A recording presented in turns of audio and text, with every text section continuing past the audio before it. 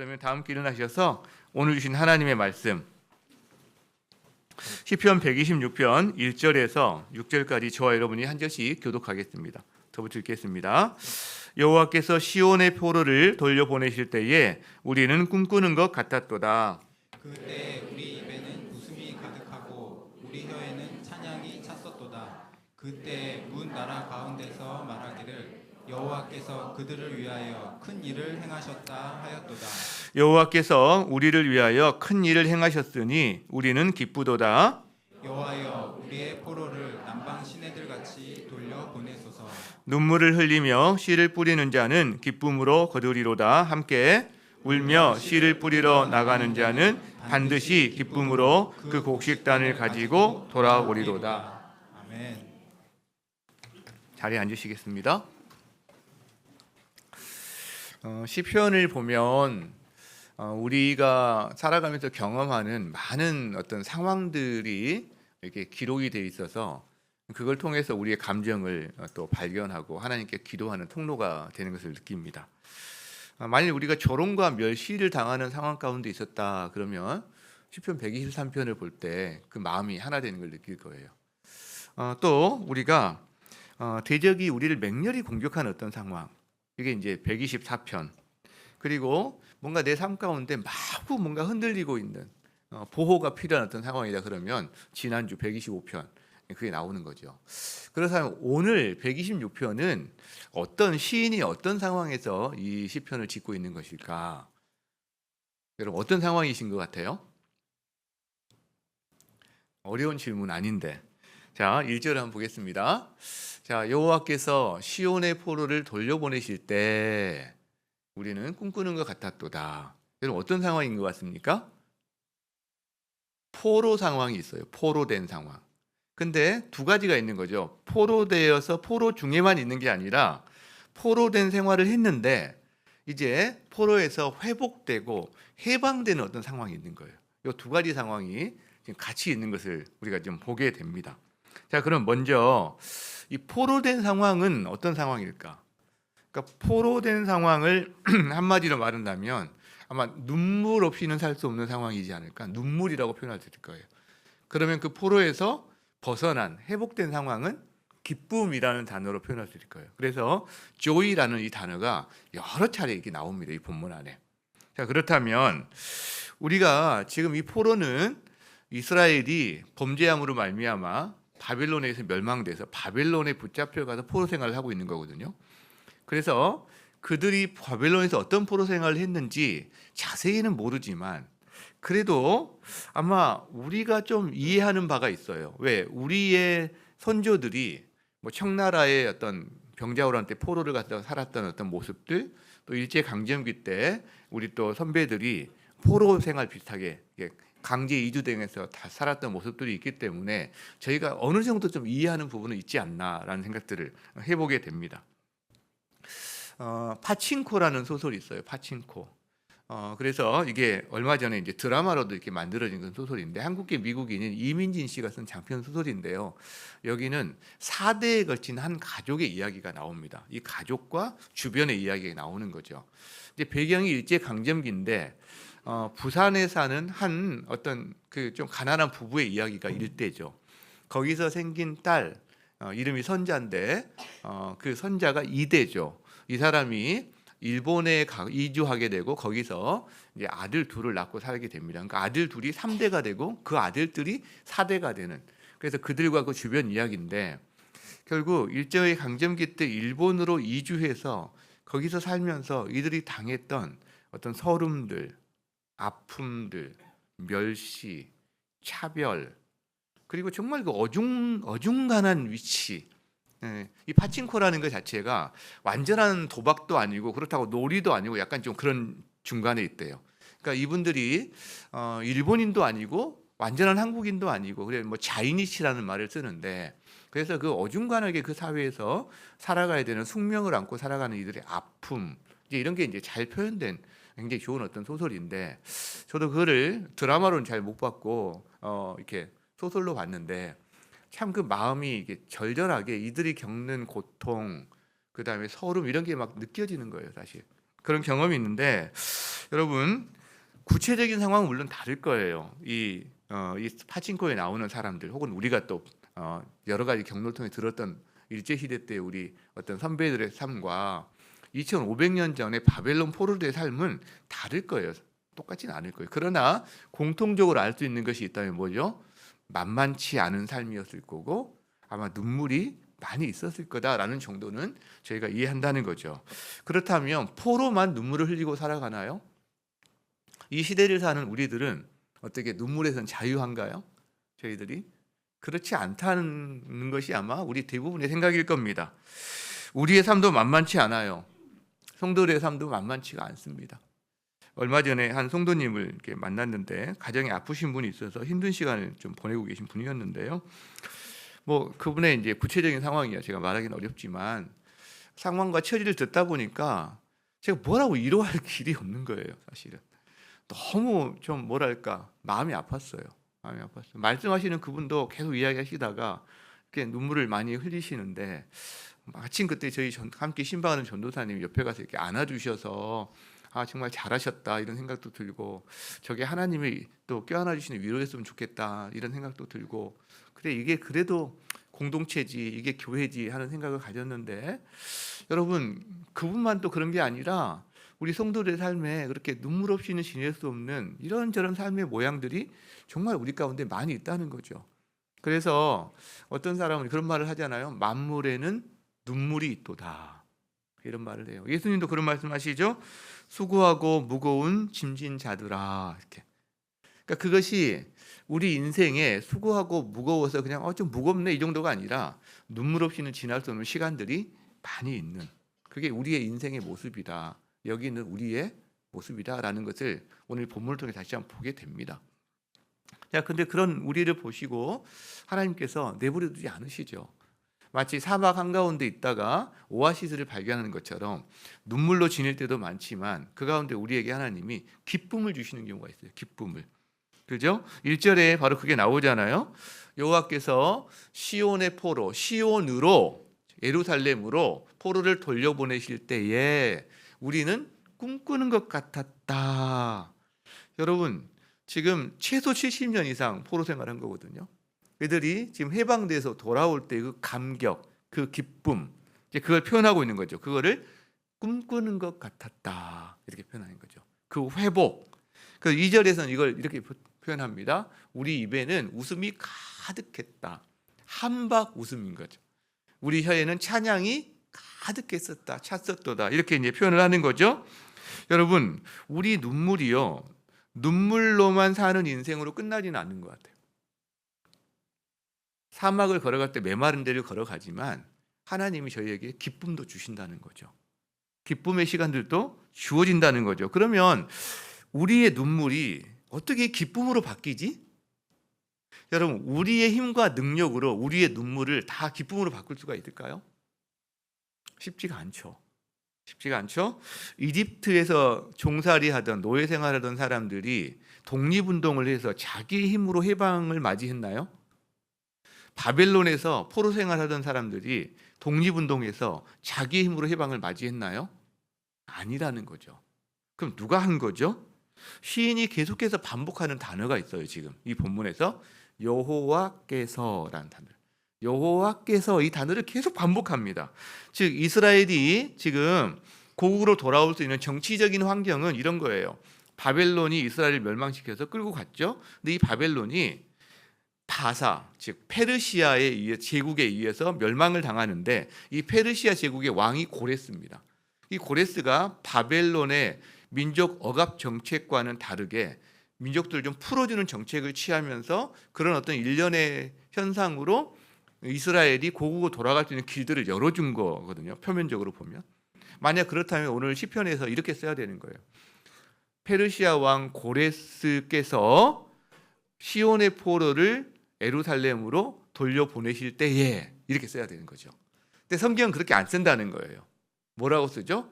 여호와께서 시온의 포로를 돌려보내실 때라고 쓴다는 거죠. 왜? 표면적인 역사 행위와 조서를 발표한 사람은 고레스가 맞아요. 그러나 그 모든 것은 배후에 섭리에 하나님이 계시다라는 거죠. 강권하시는. 고레스도 그걸 자기 입으로 표출을 합니다.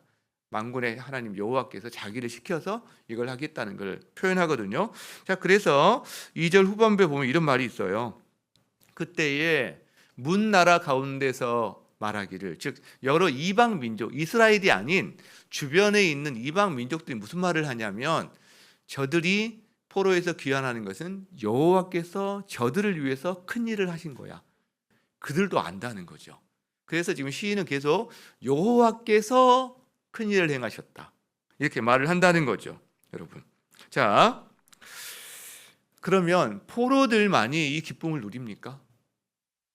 여러분, 우리도 그 기쁨을 누리는 사람들이라는 거예요. 우리 역시 죄의 포로가 되었던 사람들이다라는 거죠. 그래서 우리의 눈물, 우리의 비참함, 우리의 우울감과 어두침침함에서 건져내서 우리의 눈물을 기쁨으로, 우리의 비참함을 영광으로, 우리의 어두움을 빛으로 바꿔주신 분이 바로 예수님이시죠, 실제로. 그래서 그분은 우리에게 있는 어두움과 비참함을 다 자기가 가져가시고, 그분에 있는 영광과 아름다움과 생명을 우리에게 주시는 방식으로 우리를 기쁨의 자리로, 회복의 자리로 우리를 보내주셨는데, 여러분, 그걸 경험한 사람들이 동일하게 1절에 고백을 한다는 겁니다. 1절 다시 한번 볼까요? 여호와께서 시온의 포로를 돌려보내실 때에 우리는 꿈꾸는 것 같았다. 이것이 이스라엘의, 포로에서 돌아온 이스라엘의 간증인데, 동시에 어둠에서, 죄의 권세에서 벗어나 하나님의 자녀가 된 사람들이 동시에 하는 간증이라는 거죠. 저와 여러분의 간증이기도 하다는 거예요. 여러분, 저는 젊은 시절에 제가 참 방황을 많이 했거든요. 힘든 일도 많았고 눈물로 살던 시간들이 많이 있었습니다. 그런데 뭘 해도 안 되다가 하나님을 만나는 순간에 거기에 종지부를 찍고 새롭게 됐는데, 제가 하나님을 인격적으로 만난 그날요, 참 꿈꾸는 것 같은 그런 상황들을 많이 접했던 것 같아요. 갑자기 어제와 똑같은 날이거든요. 저도 어제와 똑같고, 이 모든 것도 어제와 똑같은데 나무가 춤을 춰요. 풀이 막 말을 걸어와요. 풀이 막 댄스를 해요, 여러분.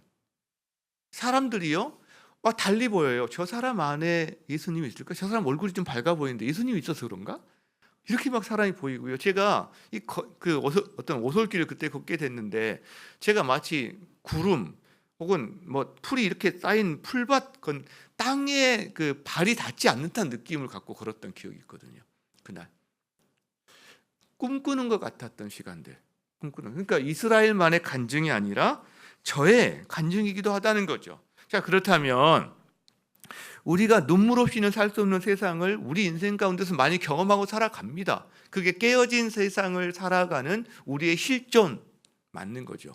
근데 거기서만 머무는 게 아니라 우리는 그 가운데서도 사막의 오아시스처럼 기쁨을 또 맞이하는 것들, 그게 살아갑니다. 알알이 또 박혀 있는 부분이 있는데, 그러면 우리는 가만히 있기만 하면 하나님이 우리를 눈물에서 기쁨으로 바꿔주시는 건가요? 하나님이 다 알아서 하실 텐데 뭘 하면서 우리는 넋을 놓고 있으면 되나요? 그래서 이런 찬양만 부르고, 너희는 가만히 있어, 뭐 이때 부른 찬양인지 아닌지 모르겠지만 아니겠죠? 여러분, 어떤가요? 우리는 가만히 있으면 모든 눈물이 기쁨으로 저절로 바뀌어서 회복과 해방과 그 꿈꾸는 것 같은 상황을 경험하게 되나요? 어떤가요? 시인은 우리는 눈물을 흘리는 인생이에요. 그런데 눈물을 흘리는 인생도 해야 될 것이 있어요 라는 이야기를 한다는 거죠. 그게 뭘까요? 바로 씨를 뿌리는 거다라는 이야기를 하고 있다는 거예요. 5절 한번 보겠습니다. 5절 같이 한번 읽어볼까요? 시작. 눈물을 흘리며 씨를 뿌리는 자는 기쁨으로 거두리로다. 그렇죠. 조건절이 있고 결과절이 있어요. 6절 같이 읽습니다. 시작. 울며 씨를 뿌리러 나가는 자는 반드시 기쁨으로 그 곡식단을 가지고 돌아오리로다. 같은 말이에요. 근데 이거를 강조해서 2번이나 지금 이거 쓰고 있는 거죠. 이 짧은 시, 6절밖에 안 되는 시에 이게 2절이나 반복해서 이걸 쓰고 있는 거죠. 이 말을 꼭 하고 싶은 거예요, 지금 이 시인은. 이 말을 실제로. 여러분, 무슨 말을 하고 있는 거예요? 우리가 울 수 있어요. 울어야 될 때 우는 것은 복입니다. 사실은. 근데 울기만 하고 인생 처음부터 끝까지 울기만 하고 지낼 수는 없다는 거예요. 울더라도 해야 되는 일이 있다는 거예요. 혹은 울면서 해야 되는 일이 있다는 거예요. 그게 뭐죠? 씨를 뿌리는 거라는 거예요. 울며 씨를 뿌리는 것. 눈물을 흘리며 씨를 뿌리러 나가는 것. 이것이 우리가 해야 되는 일이라는 거죠. 왜? 그래야 거둘 수가 있어. 울음으로만 네 인생이 끝나는 것이 아니라 그 울음의 결과로 네가 거둘 수 있는 기쁨이 있어. 이 말을 하고 있다는 거죠. 여러분, 봄에 농부는 씨를 뿌려야 가을에 추수를 합니다. 이렇게 뭐 시골에 논이 뭐 한 10마지기가 있다고 합시다. 10마지기가 얼마인지 모르는 사람들은 한 2,000평 정도 되는 게 10마지기예요. 이게 한 마지기 한 200평 정도 되는 거니까.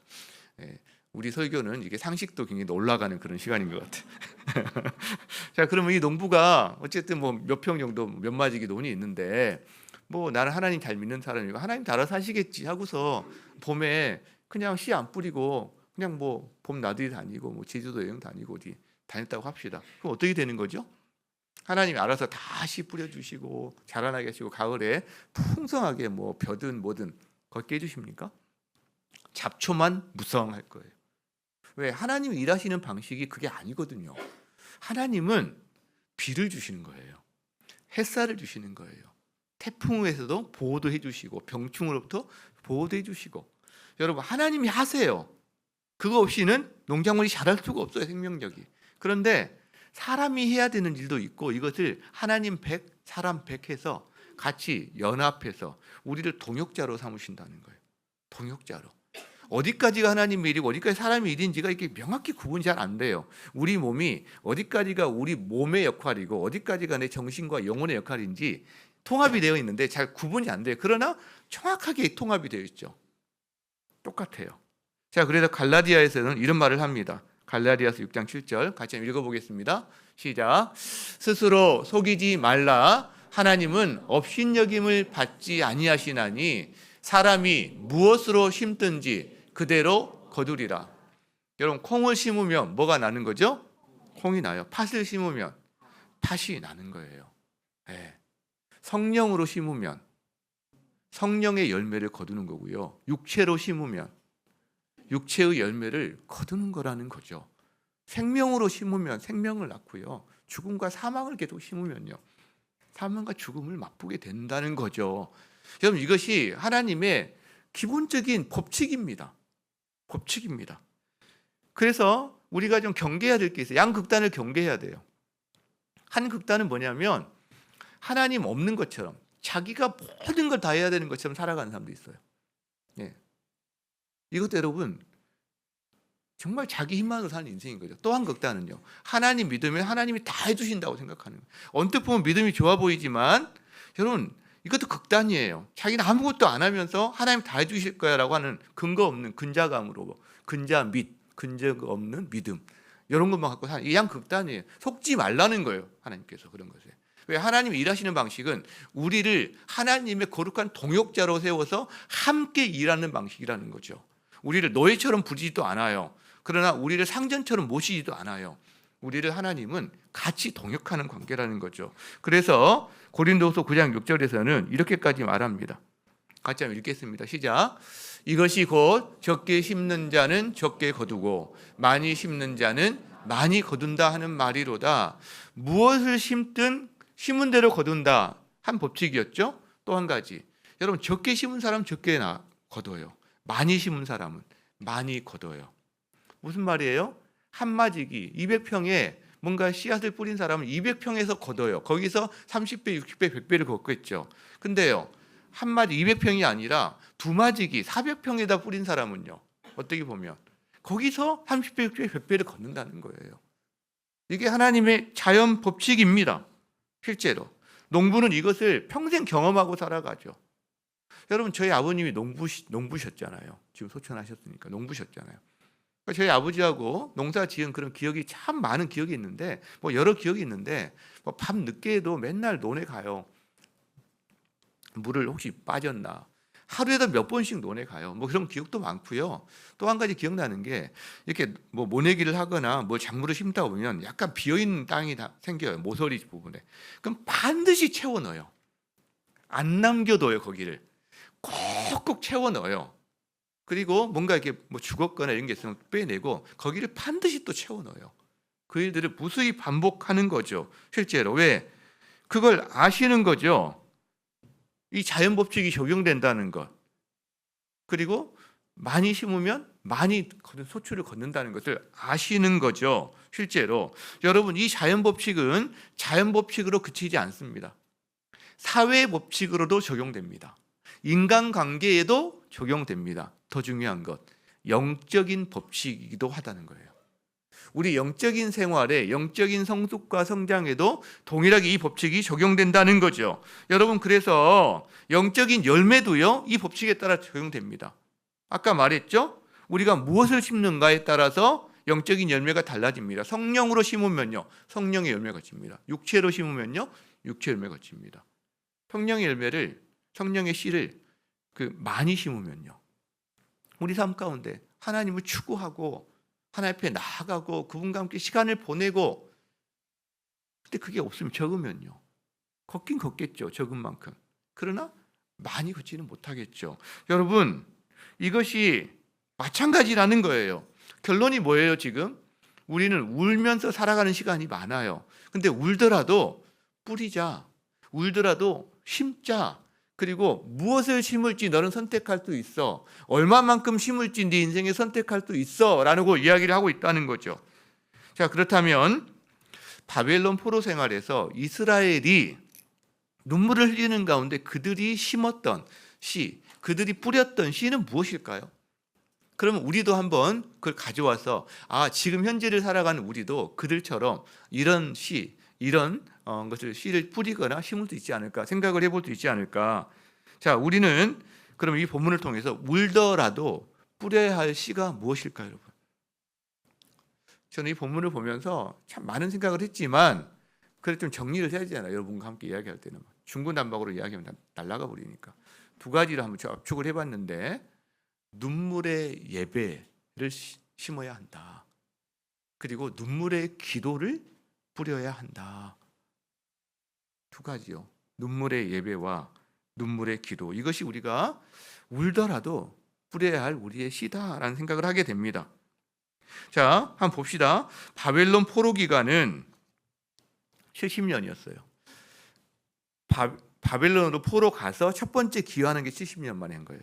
근데 2차 기환은 1차 기환 다음에 79년, 약 80년 뒤기 때문에 한 150년 만에 2차 기환을 해요. 3차 기환은 그때부터 14년 뒤에. 그러니까 총 합치면 바벨론으로 포로 끌려가서 1차, 2차, 3차 합치면 한 163년 정도 걸쳐서 기환을 해요. 근데 이제 복잡하니까 제가 그냥 70년으로 통일해서 말을 할게요. 1차만 중심으로 이야기를 좀 할 텐데, 자, 포로 생활 70년은 짧은 시간이 아닙니다. 긴 시간이, 적어도 3대가 살아가는 시간이에요. 1대가 25년이니까 3대가 살아가는 시간이거든요. 여러분, 이 시간은 이스라엘에게 있어서 수치와 눈물의 시간이었어요. 그리고요, 하나님에 대해서 굉장히 의심하고 공방이 많이 벌어지는 시간이었어요. 아니, 하나님이 만왕의 왕이신데 어떻게 바벨론 신보다 못하셔? 끊임없는 이 의심에 시달렸어요, 여러분. 하나님이 진짜 바벨론 신보다 높은 신이라고 한다면 왜 우리가 여기 이렇게 포로로 끌려와 있어야 되지? 이것에 대한 해결을 하지를 잘 못하는 부분이 많았다라는 거죠. 그리고 바벨론이 더 강해 보이고 더 잘 살아 보이고 더 좋아 보이고 끊임없는 유혹이 그들 가운데 있었다는 거예요. 여러분, 그 상황에서 그들에게 주어진 예언이 하나 있었습니다. 예언. 그게 뭐냐면 포로 생활 70년이 차면 너희는 하나님께 너희를 고국으로 예루살렘으로 돌이키실 거야 라는 예언이 있었어요.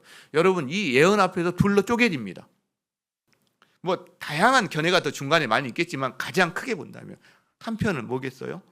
이 예언에 대해서 믿고 자기 삶 가운데서 힘들더라도 이 예언의 말씀을 믿음으로 받고 하나님을 경외하면서 자기 삶에서 그 삶을 지켜나가려고 분투하는 삶을 살아가는 사람들이 있었을 거예요. 또 한쪽으로는 바벨론에 동화된 사람도 있었을 거예요. 현실과 타협하고. 왜? 바벨론이 당시 세계 최고 문명이거든요. 가장 강력한 부를 자랑하거든요. 풍성함, 그 화려함에 계속해서 동화되다가 그냥 동화되고 그냥 닮아가는 건 상관없는데 하나님과는 완전히 점점 멀어지고 심지어는 떠나버리고 요 사이에 중간중간에 많이 있을 수 있지만 크게는 이 대표적으로 두 개였을 거예요. 그렇다면 여러분 이 1번과 2번 중에 누가 예루살렘으로 귀환을 할까요? 당연히 1번이겠죠. 1번. 2번 분들은 귀환할 이유가 없는 거죠. 거기서 살면 되는 거니까. 그러면 누가 꿈꾸는 것 같은 기쁨을 경험할까요? 당연히 돌아가는 사람들이죠. 돌아가는 사람들이죠. 여러분, 그래서 그 바벨론 한복판에서 수많은 사람들이 바벨론에 동화되면서 현실과 타협하면서 그 화려함과 그 풍요함 속에서 유혹에 걸려 넘어질 때 이 사람들은 눈물로 예배드린 사람들인 거예요. 눈물의 예배가 없었다면 지킬 수 있었을까요?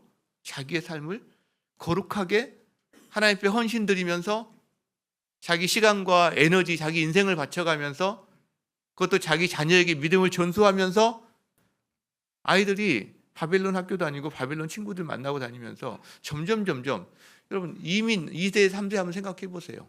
실제로 엄마 아빠의 신앙과 그다음 문화적인 유산을 얼마나 지킬 수 있을지 정말 큰 싸움이었을 거라는 거죠. 실제로. 그래서 이들이 예루살렘으로 돌아온 이들은 눈물의 예배를 드리며 살았던 사람들일 거다라는 생각을 우리가 하게 된다라는 거예요. 자, 그들이 바벨론 살았을 때 그들이 당한 조롱, 그다음에 수치의 한 장면이 시편 137편에 나옵니다. 거기 보면 뭐라 하냐면 한번 볼까요? 우리가 바벨론의 여러 강변 거기에 앉아서 시온을 기억하며 울었도다. 아니 날씨 좋은 날 봄에 나들이 나가면 희희낙낙해야 되는데 그들 울어요 거기서. 그리고 버드나움에 우리가 우리의 수금, 지금으로 말하면 기타를 안 치고 그냥 걸어놨다 이런 말 하는 거죠. 왜? 우리를 사로잡은 자가 거기서 우리에게 노래를 청하는 거예요. 기쁨을 청하는 거예요. 그리고 너희들 거기서 예루살렘에 불렀던 어떤 노래 있다며, 하나님께 불렸던 노래 있다며. 자, 우리가 지금 파티하고 있으니까 구체적인 상황은 안 나왔으니까 모르죠. 파티하고 있을 때 노예들에게 지금 히브리 노예들에게 시키는 상황인지 아니면 다 같이 놀러 나왔는데 지금 얘들 조롱하면서 뭐 시키는 상황인지 모르지만 야 노래 좀 불러봐, 흥 좀 돋아봐, 야 그 하나님께 부른다는 그걸로 우리 한번 놀아보자, 술만 좀 내보자, 이런 상황인 거죠. 굉장히 수치심이 느껴지는 거죠. 실제로 결혼과 멸시를 당하는 상황인 거죠. 여러분 이 말씀으로는 우리가 그렇게 느낌이 좀 안 올 수가 있어요. 근데 한참 전에 제가 여기 연세 드신 분은 좀 아실 수 있는데 보니 M이라는 팝송 그룹이 있어요. 그들이 부른 노래가 바벨론 강가에서라는 노래가 있어요. The Rivers of Babylon이라는 노래가 있어요. 음도 멜로디도 단순하고 그런 노래인데 제가 어떤 우연한 기회로 한참 전인데 그 노래를 이렇게 유튜브를 통해서 이렇게 듣다가 울컥한 거예요. 울컥한 거예요. 와, 그 사람들의 그 바벨론 강가에 앉아서 노래 청함을 듣고 그다음에 하나님 백성으로서 삶에 조롱당하는 삶의 그 사람들의 마음이 느껴지는 거예요. 노래를 듣다가 굉장히 울컥하고 혼자서 눈물 찔끔찔끔 짜다 내가 왜 이래 그러면서 좀 나이가 들어서 그런가 뭐 그러고 말았는데, 근데 이거 준비하면서 어제 저녁에 한번 더 들어봤거든요. 제가 좀 이제 조심스러운 마음이 있었는데 또 울컥한 거예요. 또 울컥한 거예요. 왜요? 그들이 말하는 거죠. 야 너희 하나님이 살아계시다면, 너희 말대로 만왕의 왕이시라면 너희가 왜 여기 와서 이렇게 비참하게 포로 생활하고 있니? 버려, 떠나. 여러분 지금 그런 말을 계속 듣고 있는 거예요 지금. 실제로 여러분 이들은 그런 상황에서도 눈물로 하나님을 경배하고 예배한 사람들이라는 거죠. 예배한 사람. 그러니까 나중에 돌아오게 되는 그런 과정이 있는 거죠. 실제로 그 사람들을 뭐라고 하냐면 남은 자라고 말합니다. 남은 자, 그루터기라고 말한다는 거예요. 그루터기. 이 남은 자를 다른 말로 하면, 그러니까 큰 나무가 있는데 뭐 열매도 많고 뭐 가지도 많고 이럴 수 있는데 잘릴 수 있잖아요. 그러면 죽은 것 같죠. 그거 끝난 것 같죠. 그 영화는 다 없어지고. 근데 그루터기가 있으면요, 거기서 새로운 생명이 일어나는 거. 그런 것처럼 남은 자라는 거죠. 제가 놀랬던 게 있는데, 자, 그래 세 번에 걸쳐 돌아왔다고 했잖아요. 자, 그러면 바벨론으로 끌려간 사람은 얼마였을까요? 끌려간 사람? 정확한 인원은 저도 잘 모르겠어요. 몇십만에서 몇백만 뭐 될지. 꽤 많아요. 그리고 거기서 한 최소한 3대 이상을 살았기 때문에 거기서 자녀를 낳았으니까 인원이 더 많아졌겠죠. 근데 돌아온 사람 몇 명인지 아세요? 1차 기환 때 49,897명이 돌아와요. 5만 명이 좀 맞추지. 쉽게 좀 이해하기. 그래서 저는 5만 명 약간 못 이렇게 그냥 이해하고 있는 거죠. 1차 기환 때. 근데 2차 기환이 그 뒤에 한 80년 정도, 79년 뒤에 일어나는데 그때는 몇 명 돌아온지 아세요? 1,754명이 돌아와요. 3차 기환은 2차가 에스라, 3차가 느헤미야 때 돌아오는 건데 몇 명 돌아온지 아세요? 인원이 안 적혀 있어요. 근데 적어요. 기본적으로. 적을 가치가 없어서 그랬는지. 여러분 제가 놀란 거예요. 아니 간 사람이 몇 명인데 돌아온 사람이 총 합쳐서 5만 한 2천 명? 모르겠어요. 뒤에 좀 더 있을 수 있겠죠. 개별적으로 돌아온 사람이 있는지 모르겠지만 어쨌든 소수인 거예요. 소수. 이걸 보면서 그런 생각을 해보게 되는 거죠. 지금 한국교회가 이렇게 어려운 가운데 있는데 한국교회 안에 남은 자들이 얼마나 될까? 이 시기가 어떻게 보면 알곡과 가라지가 이렇게 좀 구분되는 시기일 수도 있겠다. 앞으로 여러분 지금 우리는 처음에는 약간 조롱당했어요. 그다음에 멸시당해요. 앞으로는 핍박까지 갈 날이 있을 수 있어요. 그러면 아마 더 나뉘어질 거예요. 예전에 1,000만 성도, 800만 성도, 어느 순간 600만 이야기하다가 지금 잘 모르겠는데 그중에 이단이 벌써 200 몇만 된다고 하고 이러니까 모르겠는데 적어도 우리가 어려워질수록 알곡과 가라지가 구분되는 시기가 될 것이며 그때 남은 자들은요 구루터기 같은 역할을 감당하게 될 거라는 거죠. 구루터기. 그 진짜 믿음과 복음의 근거 위에선 교회로 서게 될 거라는 거죠. 여러분 그 사람들은 어떤 사람 누가 남은 자가 될까요? 눈물의 예배를 드린 사람들이라는 거죠. 울어요. 상황이 어려우니까 힘드니까. 근데 그 상황에서 눈물로 예배하는 사람들이라는 거죠. 이게 눈물의 예배라면 또 이들이 눈물을 흘리며 씨를 뿌린다고 할 때 여러분 눈물 흘리면서 뿌릴 수 있는 씨가 뭐가 있을까? 기도밖에 더 있겠어요? 그러니까 눈물의 기도를 이들이 심고 뿌린 사람들인데 포로 생활을 통해서 이들이 눈물의 기도를 하는데 대상이 크게 두 가지가 있다고 저는 생각해요.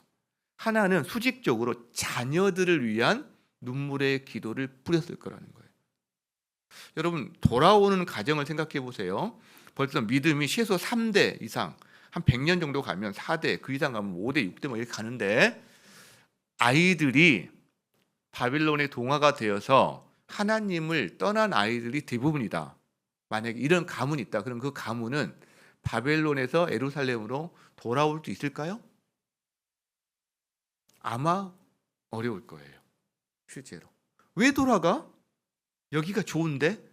훨씬 더 여기가 뭔가 풍요롭고 기회도 많고 그런데 그 가봤자 다 맨 땅에 헤딩해야 되는 어떤 이런 상황인데 여러분 그래서 믿음의 전수, 믿음이 계승된 가정이 돌아왔을 거라는 거예요.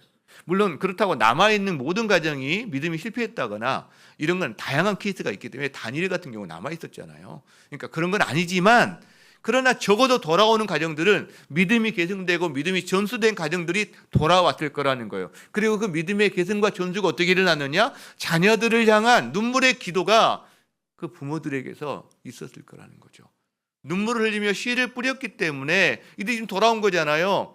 눈물을 흘리면서 뭐 했겠어요? 기도했겠죠. 누구를 위해서? 자녀를 위해서. 근데 또 한 가지가 있어요. 이게 수직적으로 자녀를 위한 거라면 수직적이잖아요. 우리 십자가는 수직과 수평이 같이 있잖아요. 수평적으로는 이웃들을 위해서 기도했을 거라는 거예요. 이웃들. 누구? 남아있는 이웃들. 4절을 볼게요.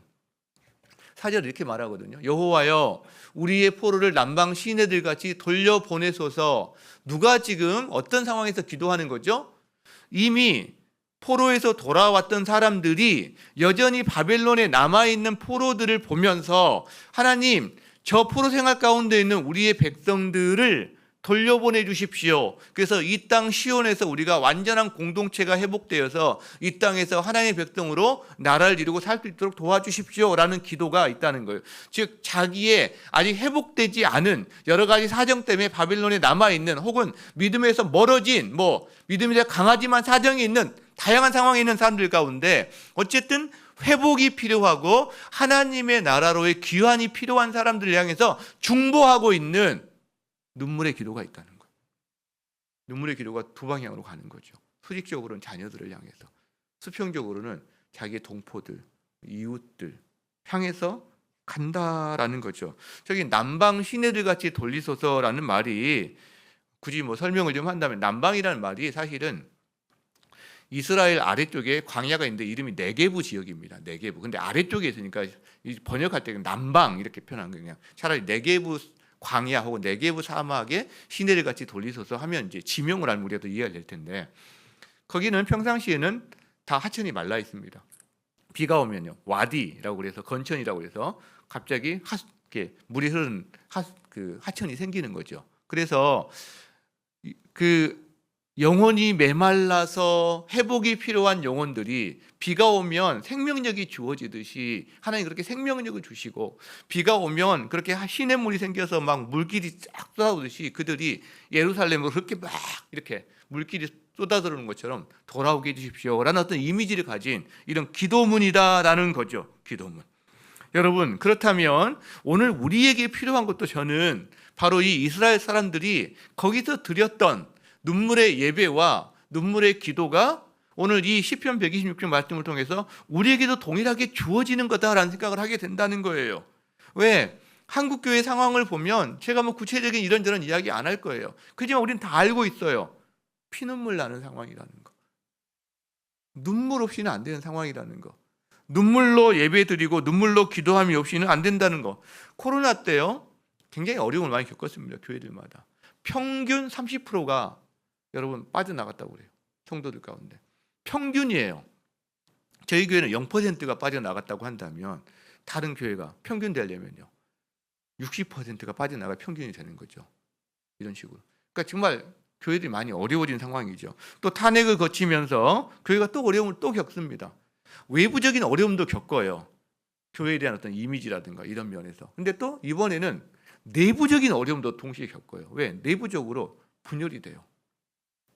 다퉈요. 의견이 다르고 정치적인 견해가 다르고 신념이 다르다 보니까 서로 적대시하고 그러면서 못 나오겠다 싶고 그런 일들이 벌어져요. 이게 안팎으로 공격을 당하고 있는 상황인 거죠. 근데 이게 너무나 참 안타까운 상황인데, 여러분 이게 왜 우리가 너무 안타깝냐면 우리는 복음 안에서 하나가 된 사람이거든요. 우리의 가장 높은 기준은 하나님이 뜻이고요, 복음이에요. 복음.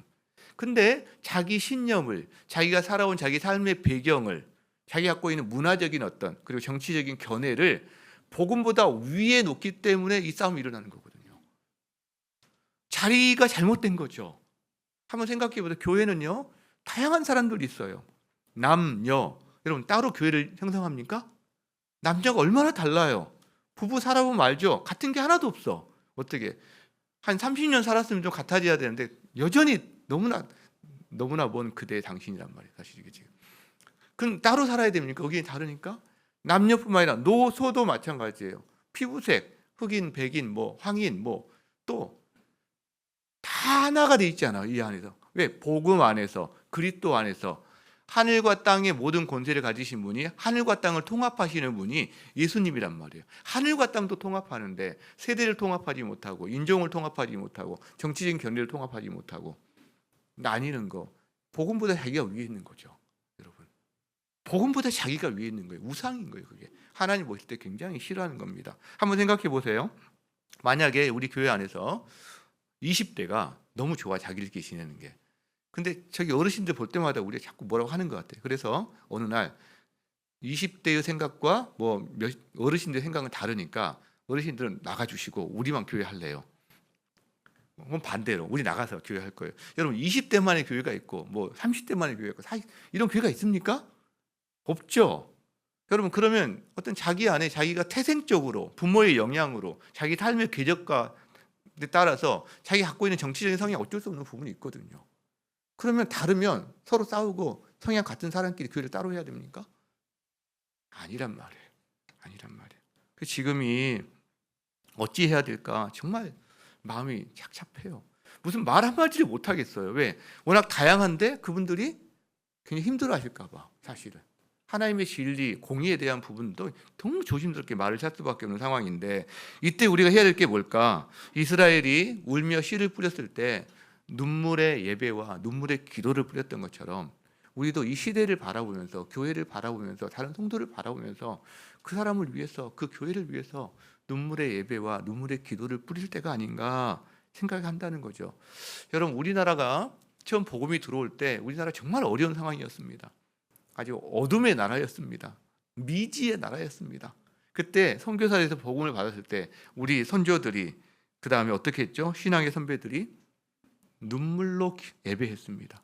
거적되기 위해서 눈물로 기도했습니다. 새벽에 아기를 들쳐업고 와서 거기서 기도했습니다.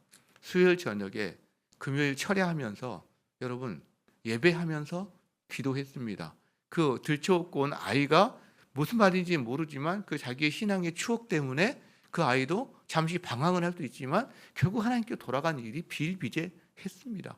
그게 우리 선배들이 우리에게 보여준 그 일이고, 그들의 열매가 바로 있는 여기 있는 우리들입니다.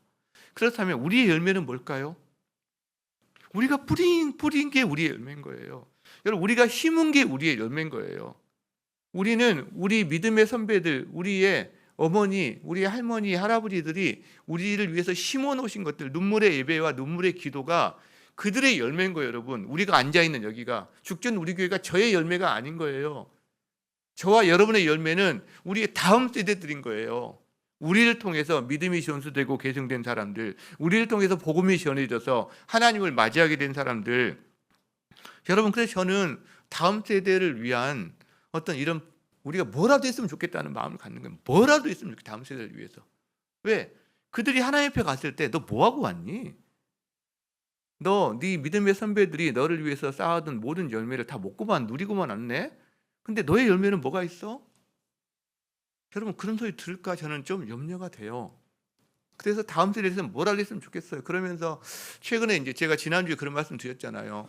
우리도 이번에 개강할 때 특세를 했으면 좋았을 걸 하는 이런 생각이 계속 들었다고. 근데 제가 한 세미나 갔다가 저와 같은 생각을 갖고 한 10년, 20년부터 그 특세를 해오신 분을 만난 거예요. 식사를 하다가. 그러면서 제가 많은 아이디어 들으면서, 그래, 와, 이거야. 우리 아이들이 온 세대가 함께하는 특세, 어른들이 은혜 받는 데 초점이 있는 특세가 아니라 아이들이 참여하는 것에 초점을 두는 특세. 그래서 아이들을 참여시키고 그들을 위해서 기도해주고, 그들이 또 특송도 하고, 그들이 대표 기도도 하고, 밥도 먹이고, 잘 나온 애들한테 격려도 하고, 필요하다면 상품권도 주고, 큰 애들한테는 또 용돈도 주고, 돈으로 사용하겠다는 게 아니라 마음이 그렇다는 거예요. 뭔가 이 아이들을, 뭔가 영적인 추억을 쌓을 수만 있다면, 그래서 그런 붐이 아이들 안에 뭔가 이렇게 문화가 될 수 있다면 우리가 뭐라도 좀 해서 했으면 좋겠다고 하는데, 뭐 생각나는 게 없으니까 제가 뭐 상품권도 말하고 돈도 이야기한 건데, 그런 마음이 있다는 거죠. 근데 이번에 한번 해보려고 이미 계약을 해서 그래도 한번 해볼까 했더니 개강을 해서 좀 어렵다고, 워낙 제가 융단폭격을 맞아가지고 그냥 보류하고, 그냥 내년에 2월 말 정도에 개강하기 전에, 우리 계약하기 전에 그냥 제대로 한번 준비해서 해보자, 이렇게 하는 거죠. 여러분, 굿뉴스 클럽 얼마나 귀합니까? 실제로 우리 교사들 많이 격려해 주세요. 얼마나 귀합니까? 학부모, 그러니까 가정과 교회, 학교까지 우리가 기대하기는 어렵잖아요. 적어도 같이 팀을 짜서 해야 되니까. 실제로 부모 역할을 얼마나 대신해서 많이 해줍니까? 격려해 주시겠으면 좋겠어요. 그리고 이웃들을 향한 우리의 몸짓, 행복축제, 전도학교 얼마나 귀합니까? 저희가 다시도 행복축제 하는데 이제 VIP를 우리가 한번 작성해보자, 찾아보자, 기도하자 할 때 우리 마음에 부담이 있을 수도 있죠. 내가 이거 하면서 또 관계에 좀 어려움이 생기지는 않을까, 내가 밥 한 번 더 사야 되고, 여러 가지 우리 본성과는 좀 어긋나는 일이지만, 여러분, 이것이 생각해 보세요. 돌아간 사람들이 회복이 필요한 사람을 위해서 기도해 준다. 여러분이 회복된 사람일 수도 있지만 여러분이 회복이 필요한 사람일 수도 있을 때 누군가 여러분을 위해서 기도해 준다. 여러분, 내 주변에 있는 그 사람을 위해서 누가 기도해 줄까요? 그렇게 본다면 행복축제가 데려오는 데만 초점이 있는 게 아니라 정하고 하나님 앞에 기도하는데, 이것이 가장 중요한 거고, 그 결과로 이번에 올 수도 있고요, 내년에 올 수도 있고요, 10년 뒤에 올 수도 있고요, 안 올 수도 있어요. 근데 또 다른 사람이 어떻게 해서 또 다른 데 갈 수도 있고요. 상관없어요. 그러나 우리가 하나님 앞에서 중보할 수 있다는 거죠. 하나님, 남방 포로들 같이 그들을 돌려보내 주십시오. 주님의 회복을 경험하게 해 주십시오. 왜? 이것이 하나님의 꿈이니까. 말씀을 마무리하고자 합니다. 오늘 시인은 눈물을 흘리며 씨를 뿌리는 자는 기쁨으로 거두리로다 이렇게 말을 합니다. 여러분, 이 말씀 믿으세요? 믿으세요? 마음에 담아뒀으면 좋겠어요. 근데 이 말씀 중에 우리는 기쁨으로 거두리로다 여기에 쫙 꽂혀요. 대부분. 근데 앞에도 같이 꽂혔으면 좋겠어요. 눈물을 흘리며 씨를 뿌리는 자는, 이게 조건절이거든요. 이것도 같이 꽂히고 뒤에도 소망으로 받아들이는 거죠. 앞은 버려버리고 기쁨으로 거둔 다음에 이것만 남으면 공허할 수가 있기 때문에 그렇다는 거죠. 실제로. 자, 그래서 우리는요, 앞부분을 하는 거예요. 눈물을 흘리며 씨를 뿌리는 거예요. 그러면 하나님 뭐 하시는 거죠?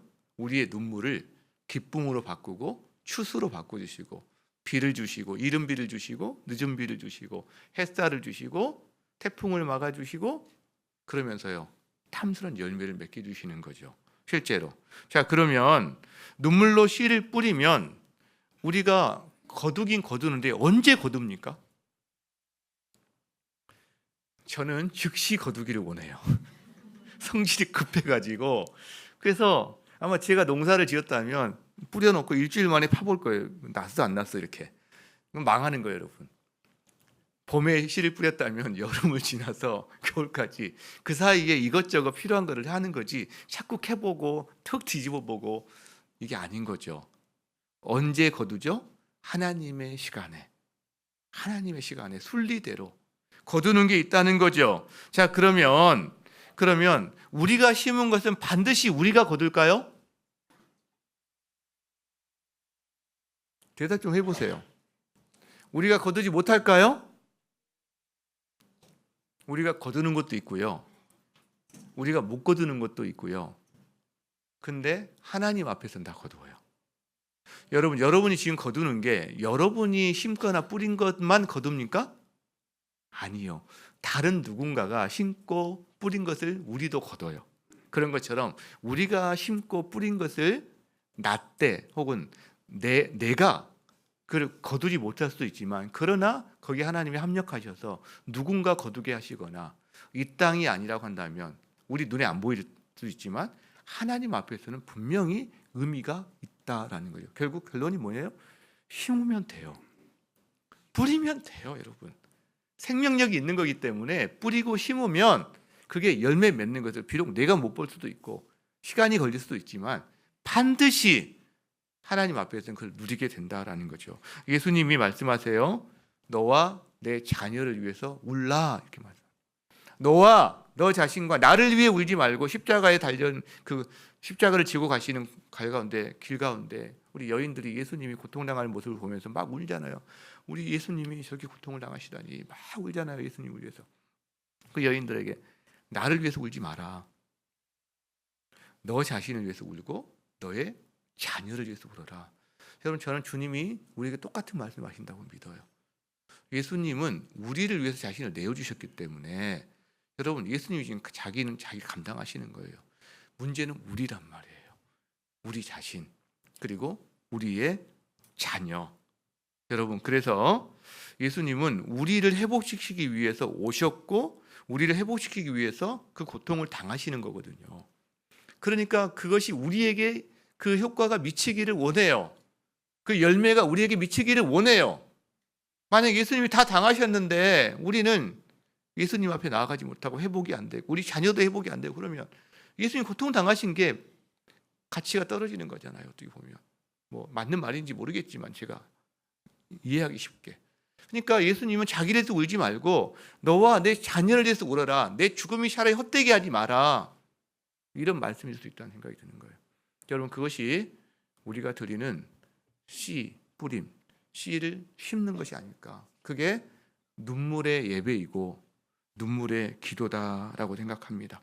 그러면 반드시 하나님께서 우리의 이 눈물의 예배와 기도를 들으시고 우리 자녀들, 우리 이웃들에게 하나님 나라에서 이 열매를 보는 날을 허락하실 거다. 그리고 어떤 경우에는 내가 거두는 것도, 또 어떤 경우에는 바로 이번 가을에 내가 거두는 것도, 뭔가 내 삶에서 길지 않은 시간에 거두는 것도 허락해 주실 거다, 이걸 믿습니다. 그것이 우리를 향한 예수님의 마음인 줄 믿습니다. 아멘. 우리 그 마음으로 함께 한번 찬양하고 오늘 예배 마치도록 하겠습니다. 아버지, 당신의 마음이 있는 곳에 나의 마음이 있기를 원해요. 주님의 마음, 주님의 눈물, 우리를 향해 주님의 눈물이 고여 있고 우리도 다른 사람을 향해 눈물이 고이기를 원하시는 거죠. 이 마음으로 함께 찬양하며 나가겠습니다. 아버지, 당신의 마음이 있는 곳에, 아버지, 당신의 마음이 있는 곳에 나의 마음이 있기를 원해요. 나의 마음이 있기를 원해요. 아버지, 당신의 눈물이 고인 곳에, 아버지, 당신의 눈물이 고인 곳에 나의 눈물이 고이길 원해요. 눈물이 고이길 원해요. 아버지, 당신이 바라보는 영혼에게, 당신이 바라보는 영혼에 나의 두 눈이 향하길 원해요. 눈이 향하길 원해요. 아버지, 당신이 울고 있는 어두운 땅에, 당신이 울고 있는 어두운 땅에 나의 두 발이 향하길 원해요. 나의 마음이 아버지의 마음 알아. 마음이 아버지의 마음 알아. 내 모든 뜻, 내 모든 뜻 아버지의 뜻이 될 수 있기를, 뜻이 될 수 있기를 나의 온몸이 아버지의 마음 알아. 아버지의 마음 알아. 내 모든 삶, 모든 삶 당신의 삶 되기를 나의 마음이 아버지의 마음 알아. 마음이 아버지의 마음 알아. 내 모든 뜻, 모든 뜻 아버지의 뜻이 될 수 나의 온몸이 온몸이 아버지의 마음 내 모든 삶, 내 모든 당신의 삶 되기를. 삶 되기를 오늘 주신 말씀을 기억하며 하나님 앞에 주여 외치고 기도로 나아갑니다. 주여.